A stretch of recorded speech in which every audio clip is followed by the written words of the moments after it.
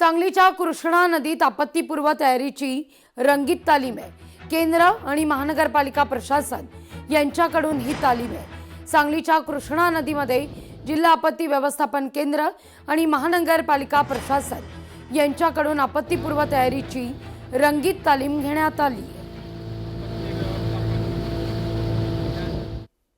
सांगली जिल्ह्याची जे पूरग्रस्त होण्याची जी हिस्ट्री आहे त्या लक्षात घेऊन आज आपत्ती व्यवस्थापन कक्ष या आपत्ती व्यवस्थापन कक्षांमार्फत जे आहे त्यांची विविध जे यंत्रसामग्री इतर जे त्यांचे ड्रिल्स असते त्याची सगळ्याची आढावा घेण्यात या ठिकाणी आलेली आहे। आणि ते सगळे जे मशिनरीज आहे, गॅस कटर्स आहे, एखादा माणूस ते फासून गेले कुठेतरी तरी त्यांना तिकडून निकाली कसे काढता येईल त्याच्या पद्धतीत जे काही सगळे यंत्रसामग्री आहे, आमचे जे बोट्स आहे, स्पीड बोट्स आहे, रेस्क्यू बोट्स आहे आणि हे सगळे यंत्रसामग्री जे आज ते कार्यरत आहे हे बघण्यासाठी या ठिकाणी त्याची जी आहे एक मॉक ड्रिल सारखा ते केला गेलेला आहे आणि सगळे यंत्रसामग्री आता सद्यस्थितीत व्यवस्थित आणि कार्यरत आहे। आज माननीय जिल्हाधिकारी महोदय, जिल्हाधिकारी कार्यालय, महानगरपालिकाच्या आपत्ती व्यवस्थापन कक्ष या दोघांच्या संयुक्त विद्यमाने इथे रंगीत तालीम घेण्यात आलेल्या आहेत।